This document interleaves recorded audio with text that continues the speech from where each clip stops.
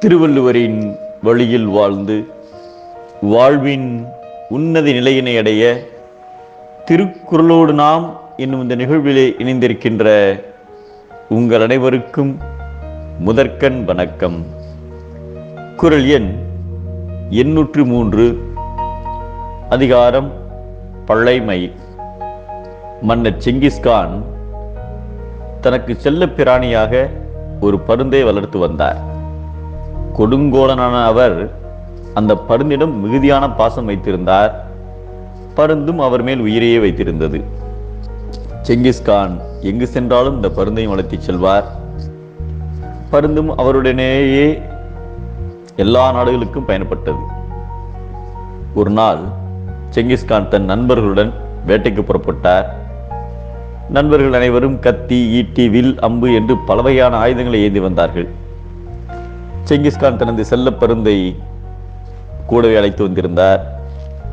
பருந்தின் காதில் ஆணையிடும் போதெல்லாம் பருந்து பறந்து சென்று அவரது ஆணையை நிறைவேற்றிவிடும். காட்டில் செங்கிஸ்கானுக்கு கடுமையான தாகம் எடுத்தது. நீரை தேடி அங்கு இங்கும் அலைந்து கொண்டிருந்தார். ஓரிடத்தில் பாறையில் இருந்து நீர் ஊற்று வந்து கொண்டிருந்தது. பருந்தின் தலையிருந்த வெள்ளிக்குள்ளாவை கலற்றி அதில் நீரை பிடித்தார். அவர் நீரை பருகும் நேரத்தில் பருந்து பறந்து வந்து அந்த நீரை தட்டிவிட்டது. தாகத்தில் தவித்துக் கொண்டிருந்த மன்னனுக்கு பருந்தின் மீது கடும் கோபம் வந்தது. நீ என் செல்ல பிராணி என்பதால் உன்னை மன்னித்து விடுகிறேன் என கூறி மீண்டும் தண்ணீர் அருந்த முற்பட்டார். அப்பொழுதும் பருந்து அதை தடுத்ததால் கோபமடைந்த செங்கிஸ்கான் வாளை எடுத்து கழுகை கொன்றார். அப்போது பாறையில் வந்து கொண்டிருந்த நீர் நின்று விட்டதால் இந்த நீர் எங்கிருந்து வருகிறது என்று கண்டுபிடிக்க பாறையில் சிரமப்பட்டு ஏறி பார்த்தார். அங்கே ஒரு இடத்தில் நிறைய நீர் தேங்கியிருந்தது. அந்த நீரிலே கொடிய விஷமுள்ள கரு நாகம் ஒன்று செத்து கிடந்தது. அந்த நீரிலேயே அது பல நாட்களாக கிடந்திருக்க வேண்டும். மன்னர் அந்த நீரை உண்டிருந்தால் உடனே செத்திருப்பார். அதனால்தான் பருந்து அவரை நீரை அருந்து விடவில்லை என அறிந்து இறந்து கிடந்த பருந்தின் அருகில் அமர்ந்து அழுதார் செங்கிஸ்கான். நாடு திரும்பியதும் தனது தலைநகரத்தில் தங்கத்தில் ஒரு பருந்தை செய்து வைத்தார்.